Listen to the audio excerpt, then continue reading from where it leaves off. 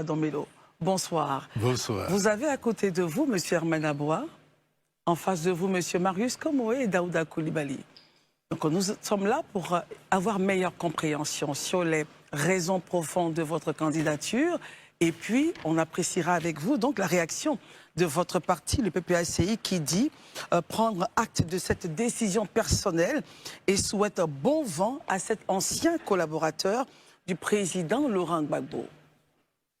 Première question, pourquoi décidez-vous d'être candidat contre vents et marées, contre la volonté de votre parti auquel vous êtes si attaché? Bien, c'est un long processus. Un long processus parce que nous avons eu plusieurs débats à l'intérieur du PPACI avant la désignation du camarade Laurent Gbagbo comme candidat à la présidence de la République et on a mis sur la table tous les risques possibles par rapport à cette candidature. Et évidemment, le premier consensus qui s'était dégagé, c'est qu'il fallait qu'on soit ensemble pour lutter pour l'inscription du nom du président Laurent Gbagbo sur la liste électorale. Et lorsqu'on discutait, il y avait deux camps.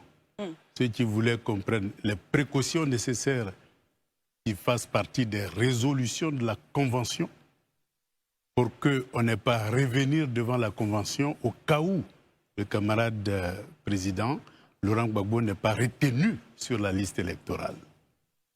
Et les autres qui estimaient qu'il fallait se mettre ensemble sans montrer aucune faille et aucun risque prévisible et être forts ensemble pour se battre pour l'inscription de Laurent Gbagbo sur la liste électorale.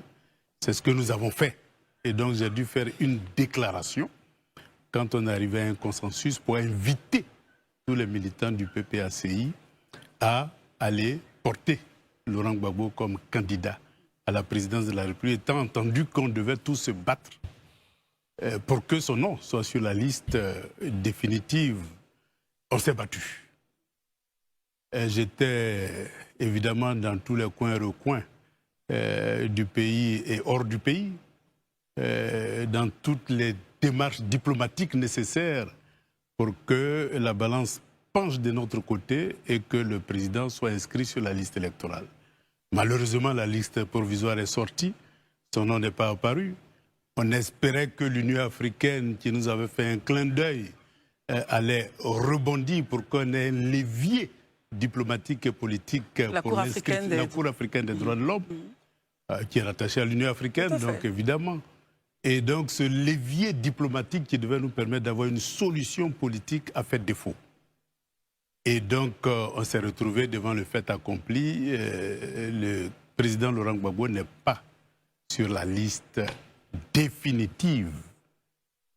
Et donc, le 4 juin, la vérité est tombée, la liste définitive est sortie.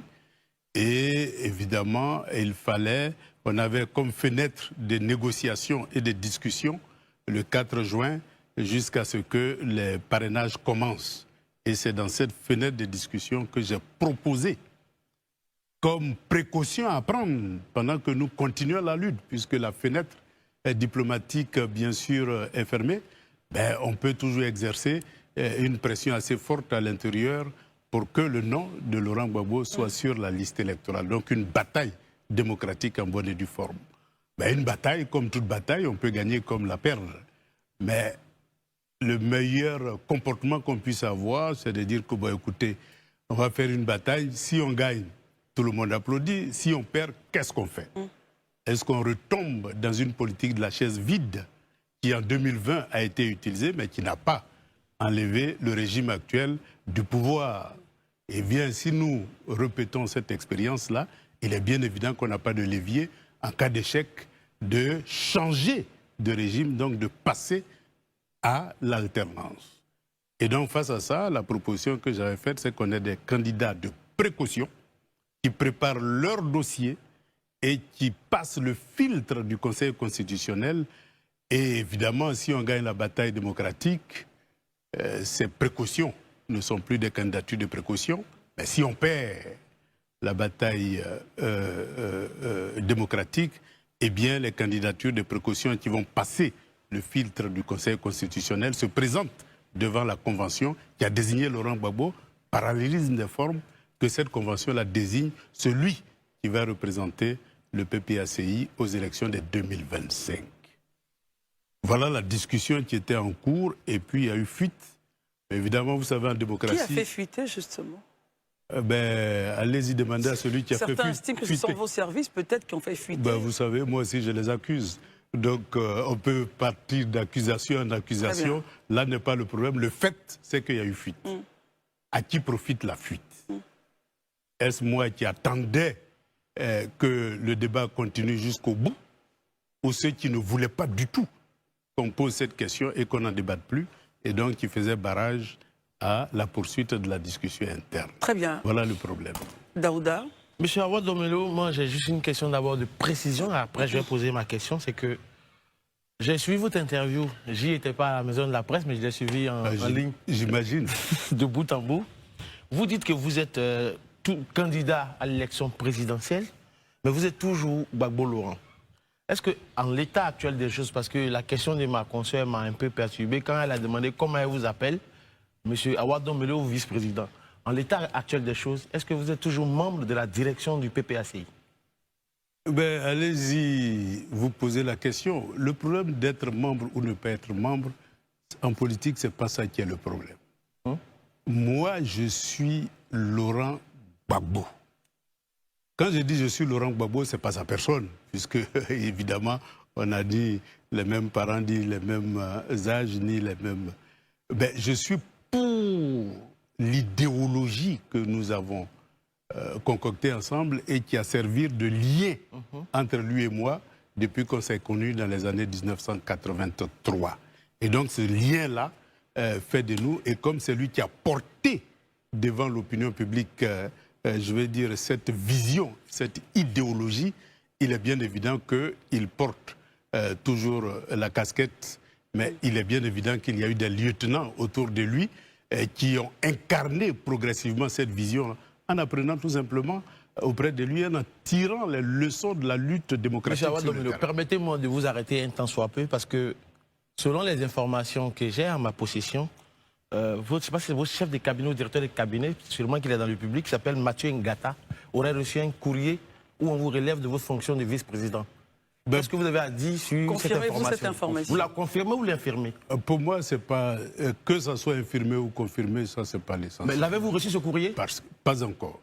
D'accord. Parce que je vais dire qu'il y a une guerre, il faut le savoir, dans tout parti politique, il y a des guerres. Il y a une guerre interne entre les successeurs, c'est-à-dire ceux qui ont incarné la vision et qui veulent la pratiquer, et les héritiers, c'est-à-dire les militants de la dernière pluie qui veulent utiliser l'ombre de Gbagbo pour faire leur chemin politique. On pourrait dire la même chose pour vous aussi, M. Awa Domelo, parce que en l'état actuel des choses, je suis Gbagbo, je suis ceci, mais finalement, vous êtes candidat, mais vous ne voulez pas vous départir du nom de Gbagbo. C'est un peu comme ce que Afi a fait, c'est un peu comme ce que Mamadou Koulibaly a fait. Est-ce qu'aujourd'hui, vous êtes sans Gbagbo? Vous pourriez être sans Gbagbo? Être Gbagbo signifie se battre pour la souveraineté de la Côte d'Ivoire et du continent africain. Mais soyez simplement Domelo. Mais justement, parce que c'est lui qui incarne l'idéologie. Et donc aujourd'hui, nous sommes en face d'une situation assez complexe où il faut aujourd'hui qu'on ait un candidat aux élections présidentielles de 2025. Moi, je m'adresse aux militants, parce que nul n'a un titre de propriété sur le PPACI. Nous avons tous, à travers nos sacrifices, à travers les différents morts, à travers les différents prisonniers, à travers tous ceux qui ont perdu leurs biens, nous avons été tous actionnaires du PPACI. Très bien. Bien noté. Herman. Bon, moi, j'ai en face de moi un communiqué de presse du PPACI à propos de la candidature de M. Awa Domelo. Je me suis intéressé au deuxième paragraphe. Le Parti des peuples africains, Côte d'Ivoire, PPACI, prend acte de cette décision personnelle et souhaite bon vent à cet ancien collaborateur du président Laurent Gbagbo. Je crois bien que cet ancien collaborateur m'a fait un peu tiquer. Est-ce que votre parti politique vous voit aussi maintenant comme dans le passé? Ben, justement, cette information est une information, mais comme je l'ai dit, il faut savoir une chose, c'est qu'au sommet, progressivement, les Ivoiriens vont comprendre. Progressivement, les militants du PPACI vont comprendre Que ce devraient qui se comprendre passe au les sommet. Ivoiriens et les militants du Laurent PPACI? Gbagbo est en otage. Pris en otage par qui? Je n'en dirai pas plus. Ils découvriront avec le Monsieur temps. Awa Domelo, c'est un Non, non, plateau, attends, mais c'est- Daouda, Je ne dirai pas Herman, plus. continue. Daouda, Je ne dirai pas plus. Allons-y, Mais Herman, les Ivoiriens continue. découvriront avec le temps. En interne, beaucoup vous reprochent de vouloir contourner la hiérarchie actuelle du PPACI et de s'aimer la division. Votre candidature n'est-elle pas le signe d'un égo surdimensionné plutôt que d'un projet de rassemblement? C'est une candidature de responsabilité. Quand on voit la souffrance des Ivoiriens, quand on voit combien de fois nous avons besoin d'alternance dans ce pays, à un moment donné de son histoire, il faut prendre ses responsabilités. Nous sommes à un tournant important de la Côte d'Ivoire, un tournant important du monde qui est en bouleversement. Notre fenêtre de tir pour changer le cap actuel de la Côte d'Ivoire et virer dans le sens des pays émergents, eh bien c'est 2025. Et donc si cette lecture géostratégique n'est pas perçue par les Ivoiriens, nous risquons de regretter demain. Herman, Je prends Daouda, encore un autre bout de phrase. J'offre ma candidature aux souverainistes et panafricanistes du PPACI, de la Côte d'Ivoire, d'Afrique et de la diaspora africaine, avec pour objectif de ne point manquer le train des BRICS pour réaliser un destin commun avec l'AES, la CEDEAO et le continent africain. En même temps que Laurent Gbagbo et ses collaborateurs semblent ne plus vous accepter, vous dites que vous le faites pour le PPACI, et aussi on voit un certain mélange entre AES et la CEDEAO que vous voulez fédérer. Qu'est-ce qu'on doit percevoir dans la démarche de Awa Domelo? Il faut savoir que la bataille pour la souveraineté est une bataille qui ne peut pas être individuelle, c'est une bataille globale. À savoir que la Côte d'Ivoire seule ne peut pas accéder à la souveraineté et maintenir cette souveraineté-là pendant longtemps si tous les voisins n'ont pas accédé à la souveraineté, parce que l'hégémonie occidentale utilise plusieurs manœuvres. Lorsque vous êtes souverain, eh bien, on active tous ceux qui sont autour de vous pour vous attaquer, pour vous faire perdre votre souveraineté. Et donc, c'est ensemble que nous pouvons acquérir la souveraineté. Dès lors qu'un des voisins n'a pas la même vision et la même compréhension de l'avenir commun de notre sous-région et l'avenir commun du continent, il est bien évident que les manœuvres de subversion contre ceux qui veulent s'affranchir de la métropole et de l'ancienne puissance coloniale auront toujours des difficultés. En 2011, c'est ce qui s'est passé. Laurent Gbagbo, avec toute son équipe, était seul contre ses voisins, seul contre l'Union africaine, seul contre la fameuse communauté internationale. Et bien seul, contre tous, rien n'est possible. C'est en tirant les leçons Du passé. du passé que moi, personnellement, j'ai décidé de ne plus m'isoler. Voilà pourquoi j'ai parcouru beaucoup de pays africains et que lorsque j'étais en Guinée comme conseiller spécial du président Alpha Condé, eh bien, il m'a permis de rencontrer les autorités russes. Et lorsqu'il y a eu le coup d'État en Guinée-Conakry, il est bien évident que j'ai été bien accueilli par ces autorités. Ça m'a permis de rentrer dans l'Alliance internationale des BRICS et d'être en contact avec les grands décideurs de ce monde. Donc j'estime qu'aujourd'hui, on n'est pas seul. Et j'estime qu'aujourd'hui, on a toutes les relations internationales nécessaires. Et heureusement, ces relations internationales vont dans le sens de l'émancipation des peuples anciennement dominés, ce qu'on appelle le Sud global. Et donc, pour moi, j'estime que je suis arrivé à un point tel que notre isolement de 2011 peut être oublié et qu'il suffit que les Ivoiriens, y compris les militants du PPACI, me fassent confiance pour que demain, on change le cours de l'histoire de la Côte d'Ivoire et qu'on s'inscrive dans la dynamique des pays émergents. Marius Komoé? Au cours donc de votre déclaration de ce jour, de candidature, au cours de votre point de presse, pour me résumer, vous annonciez que vous êtes un sociodémocrate et souverainiste socialiste. Vous êtes socialiste, démocrate et souverainiste, issu du communisme. Oui. Qu'entendez-vous par là? D'abord, vous savez que le communisme, tel que ça, on l'a connu à sa naissance, n'était pas pour la démocratie pluraliste. Parce qu'il y avait deux types de démocratie en ce temps-là. Ce qu'on appelait la démocratie populaire et la démocratie pluraliste.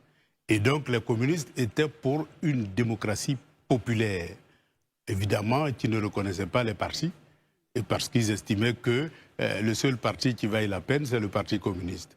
Et donc, qui ne connaissaient pas, je vais dire, de démocratie, mais de dictature du prolétariat. Et nous sommes progressivement passés de cette vision-là, qui n'a pas prospéré dans un certain nombre de pays et dans la majorité des pays, à une vision beaucoup plus multipartisane, mais une vision qui intègre démocratie et développement économique. Mais développement économique, non pas un libéralisme sauvage, mais un développement économique contrôlé par l'État en tant qu'acteur économique et en tant qu'acteur social, en tant qu'acteur culturel et donc en tant qu'acteur principal dans le processus de développement. Donc je suis démocrate parce que j'ai rompu avec la dictature du prolétariat, socialiste parce que je veux que l'État soit interventionniste et non un État qui se retire et qui laisse le marché décider de son sort. Alors que nous constatons que lorsqu'on laisse le jeu libre du marché, c'est les multinationales qui gagnent du terrain. Et aujourd'hui, nous constatons que notre développement est un développement de l'extérieur, par l'extérieur et pour l'extérieur. Donc nous avons un développement extraverti. Pour corriger ça, il faut l'intervention de l'État. Et c'est l'intervention de l'État qui va permettre de passer d'une économie externalisée à une économie internalisée. Très bien. Daouda. Monsieur Roy, tout à l'heure, vous aviez dit que M. Laurent Gbagbo était pris en otage. Je ne vais pas vous demander de me dire qui l'a pris en otage ou pas.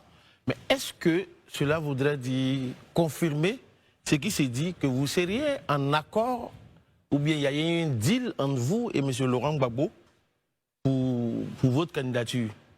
Si tel est le cas, à quel moment vous avez discuté de cela? Parce que finalement, on a l'impression qu'il n'y a pas eu trop grande discussion et puis bon, vous avez mis votre candidature sur la table. Je suis avec Laurent Gbagbo depuis 1983. Et personne, je dis bien personne, au sein du PPACI ne connaît mieux Laurent Gbagbo que moi. Et ce n'est pas les militants de la dernière pluie qui vont faire ombrage. Mais qui sont ces militants de la dernière pluie qui semblent faire ombrage, parce qu'on se connaît à l'intérieur du PPACI. Et donc, quand je dis les militants de la dernière pluie, je sais de quoi je parle. Si vous remarquez bien le PPACI, toutes les forces qui ont fait le PPACI, eh bien, ne sont plus en première ligne. C'est des signaux. Mais avec le temps, les militants vont découvrir progressivement la réalité et vont se faire une opinion réelle de ce qui se passe. Très Mais bien, ne croyez pas que la base les suit forcément. Hein, parce que la base veut qu'on aille aux élections en 2025. Comment avez-vous cette assurance que la base veut des élections? Parce que j'ai parcouru la Côte d'Ivoire. J'ai pris contact avec les militants. Et je suis, jusqu'aujourd'hui, vice-président chargé du district des Lacs. J'ai parcouru les villes, j'ai parcouru les villages. Les militants ne veulent pas que la politique de la chaise vide soit notre politique en 2025. Ils ne veulent pas que 2025 soit 2020 bis. Très bien, messieurs.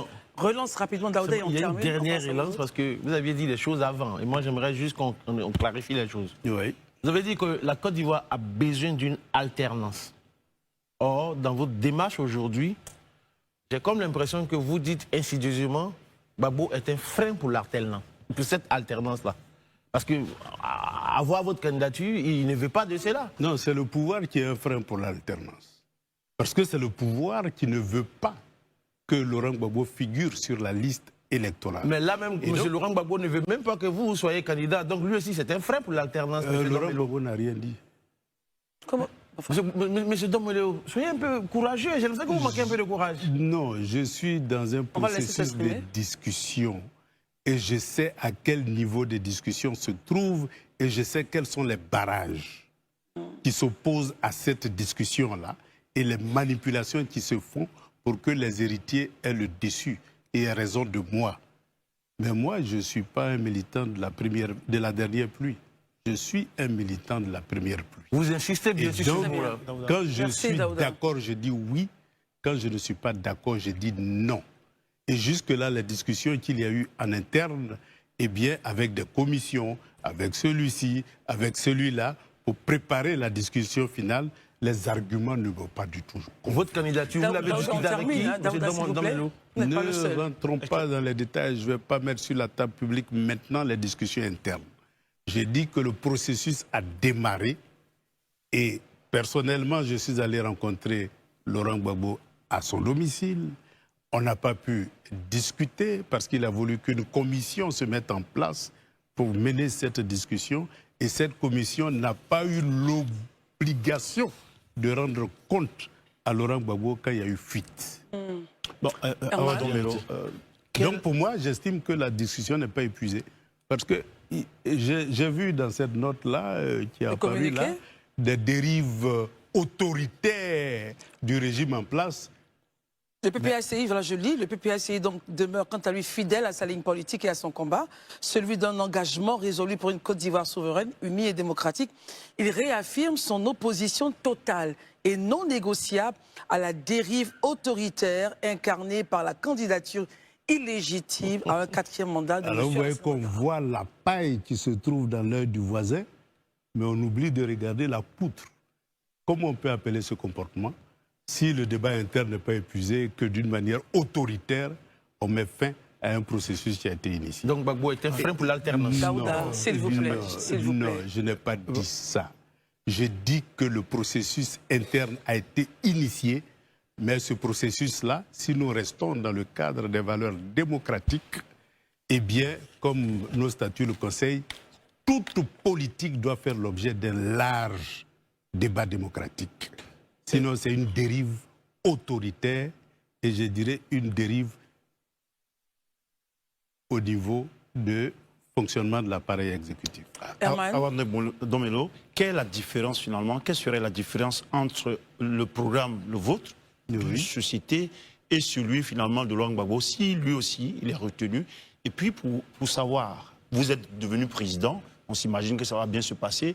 Et quelles sont les premières actions, les premiers actes que vous prenez pour répondre à cet appel de souveraineté, de panafricanisme et autres que vous lancez?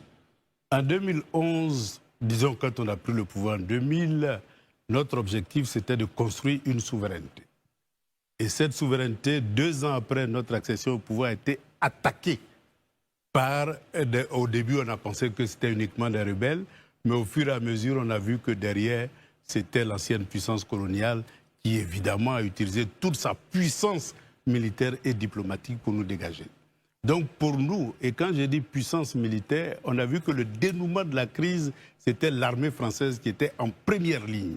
Donc, la première décision, si nous voulons construire une souveraineté, c'est de annuler les accords de coopération en matière de défense pour libérer la Côte d'Ivoire de toutes les armées étrangères, surtout celles qui ont colonisé la Côte d'Ivoire par la force. Parce que personne n'a appelé l'armée française en Côte d'Ivoire. Elle s'est imposée par la force pour ses intérêts. Et comme on a besoin de développer la Côte d'Ivoire en tenant compte des intérêts des Ivoiriens, il faut que cette armée qui œuvre pour l'intérêt de l'ancienne puissance coloniale parte. Et avec elle, évidemment, toutes les autres armées alliées à cette puissance coloniale-là. D'autres actes? Et donc ça, c'est la première décision. Et la deuxième décision, c'est comment sécuriser le pays, parce que les armées impérialistes reculent toujours, mais pour mieux sauter ensuite. On a vu en Guinée, on voit aujourd'hui dans l'AES, on voit un peu comment ça manœuvre autour de l'AES pour déstabiliser l'AES par des coups d'État fréquents. Et donc, si vous ne prenez aucune disposition pour sécuriser votre pays après avoir chassé l'armée d'occupation, il est bien évident que ça ne sera que de courte durée. Mais l'armée Donc, française, il a dit que l'armée française n'est plus en Côte d'Ivoire. Non, c'est des histoires drôles. L'armée française est bel bien, puisque les accords de défense existent. Or, aujourd'hui, on a tout simplement tenu compte de la modernisation des moyens d'attaque d'un pays. Et donc, on peut être en France et puis attaquer la Côte d'Ivoire si c'est autorisé. On peut prendre un avion pour survoler. En 2011, qu'est-ce qui s'est passé? Lorsque la crise était très tendue, on a vu un avion débarquer à l'aéroport d'Abidjan, alors que j'étais ministre de l'Équipement, et que j'avais interdit à ce que cet avion atterrisse. Mais l'avion a atterri tout simplement parce que l'aéroport est concédé à un investisseur extérieur. Et donc, cet investisseur estimait qu'il ne répondait plus des décisions de la Côte d'Ivoire, mais répondait des décisions d'outre-mer. Conséquence, l'avion a atterri. Elle n'était pas au 43e Bima. Elle n'était pas, l'avion n'était pas au 43e Bima. Décollé de Paris, atterri en Côte d'Ivoire et en moins de 24 heures a fait tout le boulot. Donc ça veut dire tout simplement que c'est les accords de défense qui ont permis à cet avion-là d'atterrir. Vous pensez à la souveraineté monétaire également. Ah oui, donc vous comprenez que 43e Bima, avec le développement de la technologie militaire, n'est plus nécessaire pour mettre en œuvre un accord de défense. Et donc nous disons, annulons tout simplement les accords de défense pour qu'un avion décollant de Paris n'atterrisse pas en Côte d'Ivoire sans l'autorisation de ceux qui dirigent ce pays-là. Et donc c'est la première décision. Évidemment, les autres décisions, c'est les accords monétaires, parce que vous comprenez que nous sommes dépossédés de nos réserves en devises, nous sommes dépossédés de nos épargnes, et donc si nous voulons avoir une politique de crédit au profit des citoyens ivoiriens, il faut qu'on se réapproprie notre monnaie, on se réapproprie nos épargnes et qu'on puisse faire du crédit aux opérateurs économiques et de développer l'économie nationale par les Ivoiriens et pour les Ivoiriens. Puisque dans tous les pays développés, les acteurs nationaux dominent l'économie et créent des partenariats avec des opérateurs extérieurs. Mais en Côte d'Ivoire, un pays dominé, on se rend compte que 95% de l'économie n'appartient pas aux Ivoiriens. Il faut inverser la tendance. Et donc c'est un processus. Vous dites, Marius, à l'annonce, donc ce matin dans votre point de presse, vous dites que l'annonce de la candidature de M. Alassane Ouattara va poindre à l'horizon justement le prolongement du parti État. Je voudrais bien comprendre en quoi est-ce que l'annonce, cette autre mandature de M. Ouattara, si elle venait à être avérée, eh bien, verrait poindre à l'horizon un parti État, étant entendu que vous-même, vous êtes d'un parti qui n'est pas encore dissous et que les autres, qui n'est pas encore dissous, plusieurs partis politiques et non des moindres existent aujourd'hui en Côte d'Ivoire. On parle donc loin du monolithisme politique, on parle du parti, de plusieurs partis aujourd'hui en Côte d'Ivoire, de multipartisme. Alors non, moi je n'arrive pas à comprendre comment une candidature peut voir poindre à l'horizon le parti État. Il faut faire la distinction entre parti État et parti unique. Parti unique, aucun autre parti n'existe. Parti État, le parti qui est au pouvoir, considère l'État comme un butin de guerre. C'est-à-dire, si vous n'êtes pas du parti, vous n'avez pas de tabouret. Dans l'administration, dans la haute administration et dans les sphères clés de l'appareil de l'État. Voilà la caractéristique fondamentale d'un parti État, où on ne s'occupe pas des talents, mais on s'occupe du parti. Et donc c'est un parti État, c'est-à-dire un parti qui œuvre uniquement pour ses partisans. Donc c'est le gouvernement d'un parti, par un parti et pour un parti, à l'exclusion des autres talents qui sont des autres partis politiques. Et donc nous disons que le passage d'un parti État à un parti démocratique, eh bien, doit se faire cette fois-ci parce que l'exclusion est devenue flagrante en Côte d'Ivoire. Il suffit tout simplement de regarder un peu l'appareil d'État, du sommet jusqu'à la base, vous verrez que c'est des militants du même parti politique. Et donc, il faut mettre fin à ça parce que ça déstructure la nation ivoirienne. Ça divise la nation ivoirienne et ça gèle les talents qui sont dans les autres partis politiques. Et on ne peut pas développer un pays en excluant des talents tout simplement parce qu'ils ne sont pas du même bord politique que vous. Vous disiez également que la calomnie étant l'apanage, c'est vos propos que je cite, la calomnie étant l'apanage de ceux qui sont dépourvus de maturité démocratique, nous les laissons au jardin d'enfants de la démocratie. À qui vous vous adressez? Ben vous savez, les partis politiques, surtout le FPI, lorsque le FPI a été créé, eh bien sa première priorité, c'était la formation idéologique et politique. Et donc, c'était ça qui faisait sa force. Et donc, on disait, je suis FPI, mais je ne suis pas Gbagbo. C'est ce qu'on entendait dans les années 90. Ça veut dire que les gens avaient absorbé l'idéologie du Front populaire ivoirien et donc militaient pour des idées, non pas uniquement pour une personne.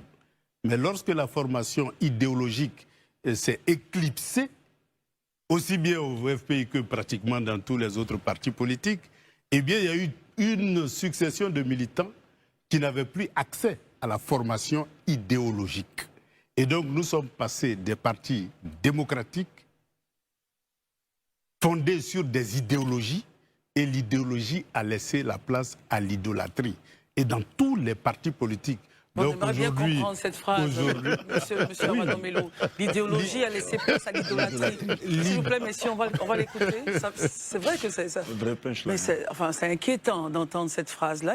C'est la réalité. Il y a un désert de formation politique dans les partis politiques, ce qui fait que ceux qui arrivent ne croient qu'en des individus. Et même si l'individu dérive de la ligne idéologique, eh bien on suit l'individu au détriment de l'idéologie. Regardez un peu vous-même, on initiait le débat démocratique, on m'accuse d'avoir fait des propositions. Dans un parti démocratique, ça devait être accueilli avec joie, parce que c'est l'occasion de débattre. Mais dès lors qu'on refuse le débat démocratique, mais ça veut dire qu'idéologiquement, on est en décalage. Et donc, c'est ça le problème, c'est que l'idolâtrie, vous verrez partout, hein, les pro-Ouattara, pro-Thiam, pro-Gbagbo, on ne dit plus pro-démocrate, pro-socialiste, pro-libéral, on a oublié toutes ces notions-là. Or, c'est ça qui doit fonder les partis politiques. Mais ce n'est pas les individus, puisque les individus ont une durée de vie limitée. Et donc, si on disait, par exemple, que tous les partis socialistes au monde étaient des pro-Karl Marx, il est bien évident que Karl Marx, il est mort il y a longtemps. Bien sûr. Voilà. Mais ce qui a survécu, c'est l'idéologie socialiste. Très bien. Daouda? Tout à l'heure, vous avez parlé de parti-État. Aujourd'hui, la Côte d'Ivoire est gérée comme un parti-État, selon vous. Exactement. Et il n'y a pas de tabouret pour ceux qui sont de l'autre côté de la rive. Mais M. Awa-Dombelo, dans ce contexte aujourd'hui de parti-État, qui est devenu un mastodonte, l'opposition peine à s'unir. Ils ont des difficultés, que ce soit au CAPSI, que ce soit au PPACI, que ce soit même au PDCI, c'est compliqué. Mais vous, aujourd'hui, vous déclarez votre candidature. Est-ce que vous ne venez pas fragiliser la position du PPACI face à ce parti-État-là? Ce que vous appelez parti-État. Mais l'opposition est déjà fragilisée. Donc vous allez la briser en morceaux? Non, moi, mon rôle aujourd'hui, c'est d'aller vers toutes les pièces détachées pour les rattacher. Est-ce que c'est possible? Y a-t-il une possibilité, justement? Ben parce que j'ai conservé mes relations intactes avec Blé Goudé, avec Simone Gbagbo, avec Mamadou Koulibaly, avec Finguessan, avec toutes les pièces détachées. Vous les appelez avec M. Laurent Gbagbo. Ben évidemment, je suis avec lui, donc il est bien évident qu'à ce niveau, cela ne pose aucun problème. Mais je veux dire qu'aujourd'hui, il faut reconstruire une gauche forte sur des bases idéologiques. Les organisations qui existent aujourd'hui sont des plateformes de combat pour des conditions d'élection justes et transparentes, mais sans base idéologique. Cela a un avantage, c'est que ça permet de mettre tout le monde ensemble, mais cela a un inconvénient, c'est qu'on ne sait plus pourquoi on se bat. Est-ce pour uniquement avoir le pouvoir et transformer le pouvoir en butin de guerre, ou est-ce qu'il s'agit de prendre le pouvoir pour mettre en œuvre un rêve, c'est-à-dire la souveraineté et le panafricanisme, qui est mon rêve à moi. D'accord. Rapidement, deux petites questions. La première question, c'est qu'aujourd'hui, je me rends compte de quelque chose. Est-ce que M. Awa-Dombelo ne fait pas tout ça pour brûler la priorité à ses camarades qui ont peut-être les mêmes ambitions que lui? Je m'explique. Après 2025, qu'on le veuille ou pas, Ouattara ne sera plus, il ne peut plus être candidat. Après 2025, M. Laurent Gbagbo Je le dis parce que même si la Constitution le voulait, le poids de l'âge et tout ça, ça sera compliqué. Est-ce que vous ne faites pas ça pour brûler la priorité aux politiciens, aux PPA, aux héritiers non, pas les héritiers, ceux qui viennent de la dernière pluie. Donc vous voulez les balayer du revers de la main et vous positionner en maître absolu du temps et de l'horloge. Là, c'est la première question. Maintenant, la deuxième question pour finir très rapidement. Ça sera la première parce qu'on va aller au journal et on va le garder. Bon, je le garde. On va le garder. Mais répondez à celle-ci, je vais au retour. Mais il répondra à la première question. Non, c'est-à-dire que moi, je suis un militant. Et mes décisions sont des décisions responsables. J'estime qu'être absent aux élections de 2025, c'est un crime. Pourquoi? Parce que c'est répété 2020. Je ne veux pas que 2020 se répète en 2025 et donc je ne veux pas de la politique de la chaise vide. Et ce que je ne veux pas, ce n'est pas moi seul, hein, c'est beaucoup de militants qui ne veulent pas de cette politique de la chaise vide-là.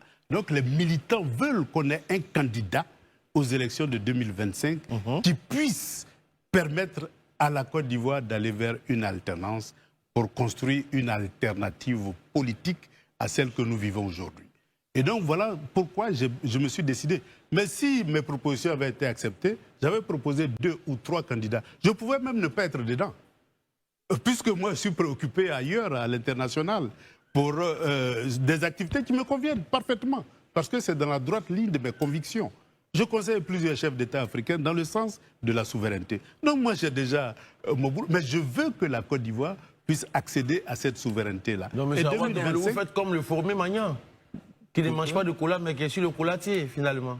Je sais pas. On va réagir. J'estime que la politique de la chaise vide sera un crime. Monsieur Awa Danbelo, nous venons d'avoir là maintenant un communiqué de votre part qui venait de tomber de la direction du parti, signé par le président Laurent Gbagbo lui-même, qui vous démettait donc de vos fonctions. Il est dit donc en l'article 1, vu la Constitution, la loi, les statuts, l'article, ceci je vais m'abstenir de le lire, mais en tout cas on retient qu'il ait mis fin aux fonctions de monsieur Awa Danbelo en qualité de vice-président exécutif en charge des lacs et de la promotion du panafricanisme. Et donc, Justin Koné-Katinan est dorénavant aussi en charge de la promotion du panafricanisme. Donc, on rappelle que le président du Conseil stratégique. Aujourd'hui, sans l'appareil du parti, pouvez-vous gagner ces élections? Qu'êtes-vous réellement, justement, sans l'appareil du parti? Mais avant, comment est-ce que vous accueillez cette nouvelle? Êtes-vous surpris? Je le savais depuis longtemps. Qu'un petit groupe était en train de faire la liste de tous mes partisans et ils ont commencé à les sanctionner. Un petit groupe? Oui, un petit groupe. Quand je dis petit groupe, c'est vraiment un petit groupe. Oui, mais le parti est structuré. C'est bien peut-être le conseil de discipline qui a porté le point au président Laurent Gbagbo, qui a acté. Laurent Gbagbo est à Jacquesville. Personne ne peut, en 1 heure du temps, aller de Jacquesville et revenir avec un document signé de son nom. Bref. Ce n'est pas le plus important. Le plus important, c'est les militants du PPACI. Les militants du PPACI doivent comprendre, et ils le disent eux-mêmes, qu'ils ne veulent pas de la politique de la chaise vide. Mais certains, lorsque vous discutez avec eux, ils estiment qu'il faut attendre. Attendre quoi? Je ne sais pas. Alors qu'en attendant, eh bien, le régime continue de se perpétuer. Devant cette logique-là, on attendra jusqu'à ce que le PPACI disparaisse. Voilà le dilemme qui se trouve aujourd'hui entre les mains des militants du PPACI. Depuis que nous avons commencé à boycotter les élections en Côte d'Ivoire, le PPACI ne fait que maigrir et se décompose en pièces détachées progressivement. Voilà la réalité du PPACI. Et donc si ça se prolonge et que ce régime reste en place pendant 5 autres années, eh bien, vous verrez que le PPACI ne sera plus que l'ombre de lui-même. Il sera même encore plus en pièces détachées. Donc, il y a un risque important que le PPACI traverse. Mais évidemment, quelle est la faute que j'ai commise? C'est d'avoir fait une proposition. Dans un parti démocratique, faire une proposition est une richesse. Et le débat démocratique est une richesse. Or, aujourd'hui, on a l'impression que le débat démocratique est devenu je vais dire un mal, un péché de proposer, de discuter, c'est devenu un péché. Donc nous sommes passés progressivement de la pensée plurielle à la pensée unique au sein de l'appareil. Cela est dangereux pour le parti. Et cela même est dangereux pour la Côte d'Ivoire. Parce que lorsque vous créez un parti qui tend vers le sectarisme, il est bien évident que l'accession d'un tel parti au pouvoir crée forcément un parti-État. Et donc, on va aller, si par chance on arrive au pouvoir, on va aller d'un parti-État à un autre parti-État. On ne construit pas une démocratie en éliminant les différences. Les différences doivent s'exprimer. Donc, moi, j'estime que par rapport aux valeurs que je défends, cette décision est une dérive autoritaire qui le reproche au régime qui est en place. Qu'est-ce que vous allez faire? Qu'il regarde un peu. Non, moi j'avais déjà préparé ma lettre de démission. Hein. Vous étiez prêt à démissionner? Ah oui, j'étais prêt à démissionner parce que quand un homme n'est pas d'accord, il dit non. Je ne suis pas d'accord avec la politique de la chaise vide et je le dirai à tous les militants du PPACI que ce qui est organisé aujourd'hui, c'est d'aller vers une politique de la chaise vide, comme en 2025, en 2020. Il est bien évident que les militants ne sont pas du tout préparés à cette décision. Mais on leur fait croire que, souvent même on fait croire que le nom de Gbagbo Loré est sur la liste électorale, simplement parce qu'on ne lit pas bien cette liste électorale-là, qu'on pense que son nom n'est pas sur la liste et que ce n'est pas un problème. Très bien. Et donc, ce mouvement-là vers la politique de la chaise vide, les militants ne s'attendent pour le moment pas à ça, mais la vérité sera connue d'ici peu de temps. Et donc tout le monde va découvrir la vérité. Monsieur Don-Melo, avant ma question, vous venez de dire que vous avez déjà préparé votre lettre de démission. Est-ce que ça dit que vous allez démissionner du PPACI? Non. J'ai été co-auteur du manifeste du PPACI. Ce manifeste-là correspond exactement à la vision que j'ai toujours défendue à l'intérieur du FPI, qui en 1996, évidemment, a été mis de côté au nom de la mondialisation et de l'hégémonie occidentale, qui est revenu après la crise de 2011, et nous avons remis l'idéologie du PPACI en ordre de bataille par rapport au nouvel ordre mondial. Et donc, je reste militant du PPACI parce que convaincu que la voie qu'il faut pour libérer la Côte d'Ivoire, évidemment, c'est la bataille pour la souveraineté. Allez-vous explorer des voies de recours? Non, j'étais prêt à démissionner, donc je n'ai pas besoin de voies de recours. Mais pourquoi vous ne l'avez pas fait avant de présenter votre candidature? Parce qu'il y avait une porte de négociation qui était ouverte. Et ma question maintenant, si la négociation à terme disait que on n'est pas d'accord avec vous, moi, quand je ne suis pas d'accord, je dis non. Et je dépose en même temps ma lettre de démission. Mais il est bien évident que je ne peux pas déposer ma lettre de démission tant que les négociations étaient en cours. J'allais être pris à défaut par rapport à moi-même. On discute, on n'est pas arrivé à terme, tu démissionnes. Et ça veut dire que c'était prémédité? Non. On retient que vous restez militant du PPACI, mais plus vice-président. En toute sincérité, M. Awa Don-Melo, pensez-vous sérieusement avoir une chance de gagner face à un appareil d'État que vous qualifiez de parti-État aussi puissant que celui du RHDP, ou préparez-vous déjà une défaite que vous allez expliquer plus tard par la fraude? Et pour compléter la question d'Herman, vous partez en candidature là indépendante? Je ne suis pas vice-président du PPACI à partir d'aujourd'hui, mais je reste vice-président de l'Alliance internationale des BRICS.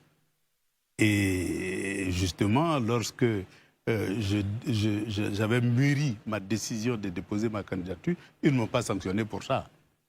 Ça veut dire que, quelque part, je vais dire, ma volonté d'œuvrer pour la souveraineté de la Côte d'Ivoire, eh bien, elle est largement partagée aussi bien à l'intérieur qu'à l'extérieur de la Côte d'Ivoire. Par conséquent, je continuerai mon chemin en m'adressant directement aux Ivoiriens.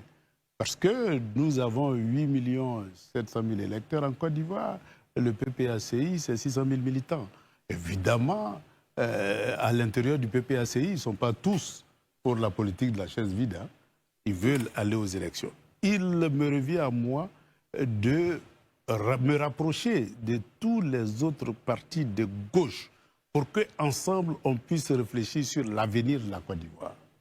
Et donc, en me rapprochant des partis de gauche, en m'ouvrant à la société civile, en m'ouvrant aux autres partis panafricanistes sur le terrain, nous sommes capables de reconstruire une gauche sur des bases idéologiques pour se lancer dans la bataille.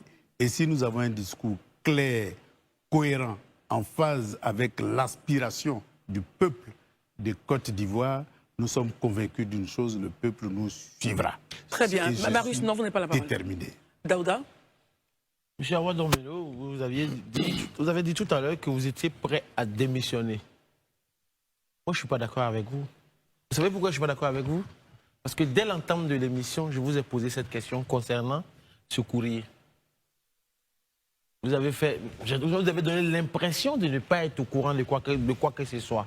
Mais après la sortie du courrier, vous dites que oui, j'étais prêt à démissionner.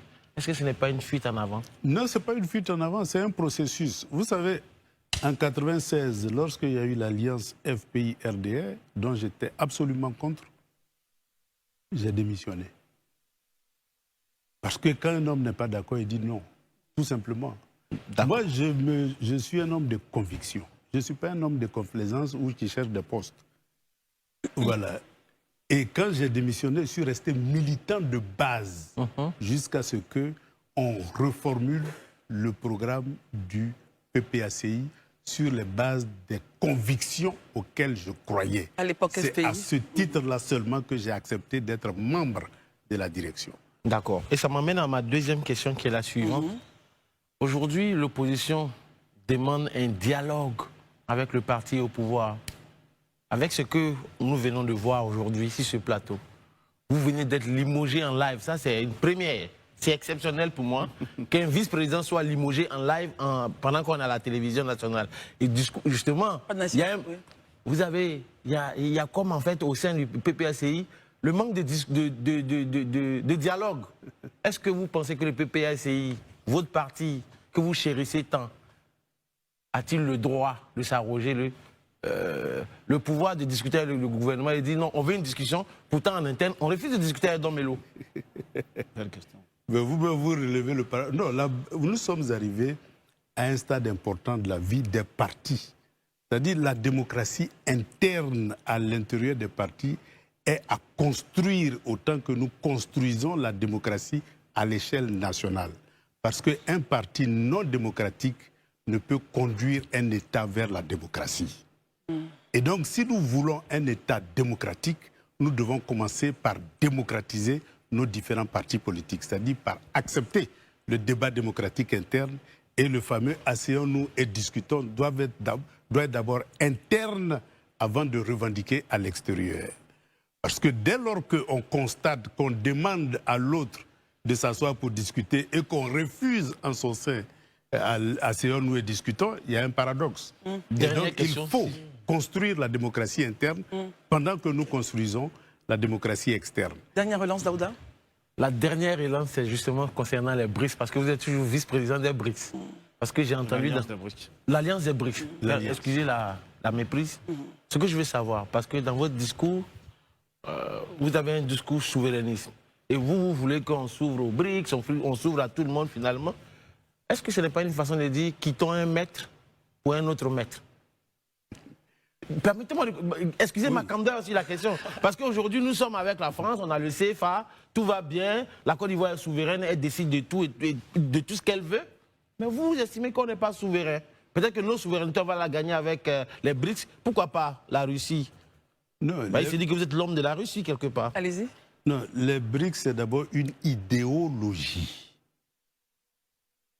C'est-à-dire la souveraineté des États dans un monde multipolaire où chaque État souverain coopère avec le pays de son choix, sans agressivité d'un État. C'est ce qui fait la Côte d'Ivoire. La Côte d'Ivoire, malheureusement, a des liens encore coloniaux avec l'ancienne puissance coloniale. C'est une vue de l'esprit. Non, je vous explique. Aujourd'hui, lorsque vous voulez coopérer avec la Russie, c'est impossible tout simplement parce que nos accords monétaires entre la France et la Côte d'Ivoire nous obligent à passer par l'Europe pour coopérer avec la Russie. Il n'y a pas de coopération directe. sur le plan monétaire. C'est-à-dire que moi, je suis russe, je viens en Côte d'Ivoire, ma carte de crédit ne fonctionne pas parce que tout simplement, l'Europe a sanctionné la Russie. Voilà pourquoi nous disons que nous avons des liens coloniaux qui nous empêchent de nous ouvrir aux autres pays membres des BRICS. Et donc ces liens-là, il faut les couper tout simplement pour qu'on puisse avoir le choix. Parce qu'il n'y a pas que de meilleurs en Occident, qui est d'abord déclinant. Il y a de meilleurs dans les pays émergents. Il faut pouvoir s'ouvrir. C'est pour cela que je me bats pour la souveraineté. Et donc, lorsque vous parlez, prenons le cas de la Russie tout simplement. La Russie a libéré l'Europe. Mais l'Europe n'est pas devenue une colonie russe. Lorsque le nazisme avait occupé l'Europe. La Russie a contribué à libérer la Chine. Mais la Chine n'est pas une colonie russe. La Russie a contribué à libérer l'Égypte. Mais l'Égypte coopère beaucoup plus avec les États-Unis qu'avec la Russie. La Russie a contribué à libérer même la Côte d'Ivoire, parce que le RDA, le PDCI, était d'obédience communiste à sa naissance. C'est à travers la Troisième Internationale contrôlée par la Russie que le PDCI a été fondé. Mais la Côte d'Ivoire n'est pas devenue une colonie russe. Et donc, il faut savoir choisir ses partenaires qui peuvent t'accompagner dans ton cheminement vers la souveraineté. Et c'est ce que fait la Russie, parce que la Russie a toutes les matières premières que nous avons. Et donc, elle ne vient pas en Afrique sans qu'on l'ait invitée à coopérer avec nous. Tout simplement parce que si vous lui proposez du pétrole, ils en ont. Vous proposez de l'uranium, ils en ont. Vous proposez du fer, ils en ont. Tout ce que ceci fait la particularité de l'Afrique, ils ont ça. Donc si vous ne les invitez pas à coopérer avec vous, ils ne viendront pas. Et même si vous avez des accords que vous les annulez, comme beaucoup de pays que la Russie a contribué à éliminer annulent, ben ils s'en vont tout simplement parce que c'est un accord comme parmi tant d'autres. Donc il faut savoir choisir ses amis qui peuvent t'accompagner à être souverain. Aujourd'hui, l'armée chinoise n'a rien à voir avec l'armée russe. Ils les ont accompagnés à être souverains. L'armée iranienne n'a rien à voir avec les autres armées. Aujourd'hui, ils sont militairement souverains. Mais grâce à qui? Grâce à une coopération gagnant-gagnant avec la Russie. Voilà un peu la particularité. Et je pense que c'est ce chemin-là qui est bien. Je comprends mieux, mais... Merci. Très bien. Marius Komoé. À l'entame de cette émission, vous disiez avoir rencontré Mme Simone Gbagbo, M. Mamadou Koulibaly, M. Afin Guessan et même M. Charles Blé Goudé. Et vous avez même ajouté que vous avez gardé des rapports très étroits, pour ne pas dire intacts, avec ces personnalités citées. Peut-on donc s'attendre à une unicité dans l'action relativement à votre candidature à la tête pour la présidentielle de 2025? Ma volonté ferme, c'est que à côté, je dirais même aujourd'hui, les plateformes de lutte, bientôt vont connaître leur fin quand le Conseil constitutionnel va annoncer les candidatures, on ira tout droit vers les élections. Mon objectif fondamental, c'est que la gauche propose maintenant une plateforme idéologique pour la conquête du pouvoir. Et donc, nous serons prêts à discuter dans cette gauche-là pour avoir une stratégie commune vis-à-vis des électeurs des Ivoiriens et que cette stratégie-là puisse avoir un discours commun qui puisse permettre d'avoir l'adhésion de la population. Et donc, je continuerai mes discussions avec eux pour que... Y compris avec le PDCI? Avec le PDCI, parce qu'il y a des souverainistes au PDCI, oui, figurez-vous. Même au RDA, il y a des souverainistes. Pas les mêmes idéologies. Même au RHDP, il y a des souverainistes. Absolument. Moi, j'en ai rencontré beaucoup. Absolument. Et donc, la proposition que nous faisons, c'est au-delà. Ça transcende les partis politiques. C'est une idéologie qui peut être vécue par tout citoyen ivoirien désireux de se libérer pour aller progressivement vers la souveraineté dans un monde multipolaire où tout le monde a l'avantage de coopérer avec tout le monde. Une dernière relance, Marius, et puis on aura son mot de fin. Alors, la question des parrainages. Comment est-ce que vous comptez avoir les parrainages? Parce que c'est quand même un levier indispensable avant d'arriver donc au second, au second step que le Conseil constitutionnel donc pourra valider. Est-ce que vous êtes sûr d'avoir les parrainages des militants du PPACI? Ça, c'est pas un problème, ça. Les parrainages vont de bon train. Hein. Ça, c'est pas un problème. Je constituerai mes dossiers de parrainage. Je vous dis que les militants, les électeurs, on est 8 700 000. Voilà. Et les 8 700 000 ne sont pas militants du PPACI. Et même à l'intérieur du PPACI, eh bien, il y a des gens qui refusent la politique de la chaise vide. Et ceux-là sont prêts à m'accompagner dans mon cheminement pour la victoire des souverainistes ivoiriens, des souverainistes africains et des souverainistes du monde entier qui se battent chaque jour pour l'avènement des mondes multipolaires. Si vous N'avez-vous pas aviez une double nationalité? double N'avez-vous pas nationalité. une double Et nationalité? puis le mot de fin. Mon père est Agni de Bongwanou, ma mère est Baoulé de Bouaké et je n'ai jamais changé de nationalité. Vous n'avez pas une nationalité Malgré toutes les russe? propositions Très qui ont bien. été faites, ben, je reste ivoirien et fier d'être De ivoirien. l'être. Vous Alors, faites bien Monsieur de le Awa dire. Domelo, il est temps maintenant pour nous de mettre un terme à cette émission. Quel mot de fin Un message. vis-à-vis donc des téléspectateurs qui ont pris plaisir à vous écouter? C'est un message à tous les citoyens de Côte d'Ivoire. Je suis déterminé et mon parcours le démontre et je suis déterminé à ce qu'on relève le défi de la bataille pour la souveraineté. Et je suis déterminé qu'à côté de la chaise vide, eh bien, on ait un candidat qui porte l'espoir des citoyens ivoiriens qui veulent une alternative en Côte d'Ivoire. Et cet espoir-là, je veux être l'incarnation. Qu'il me fasse confiance.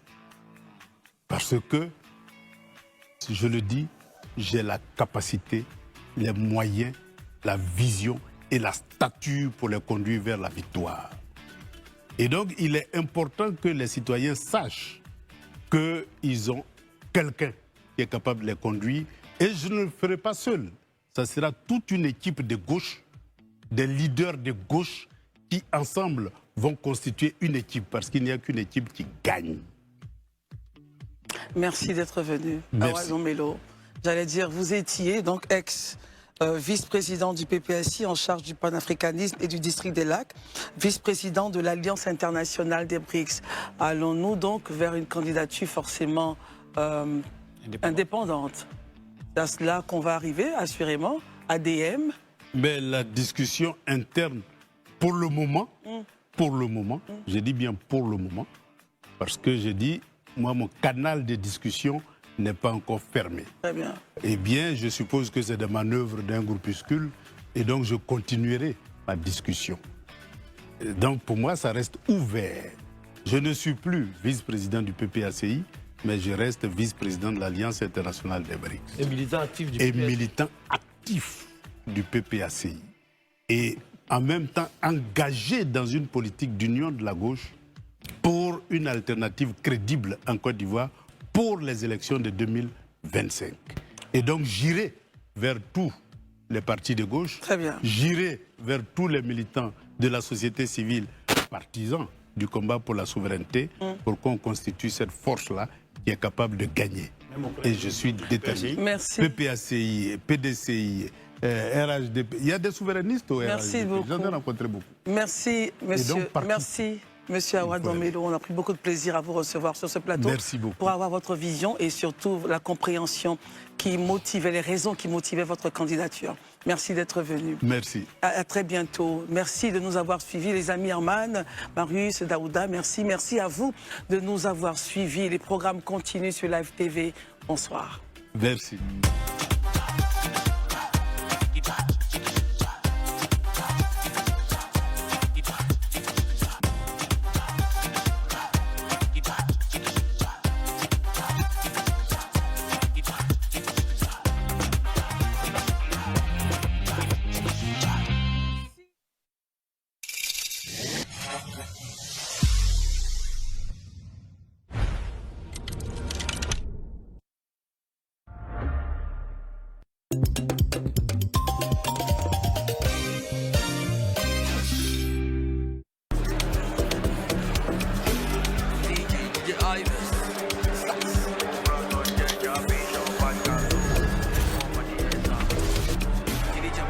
Au calamar, Didi B.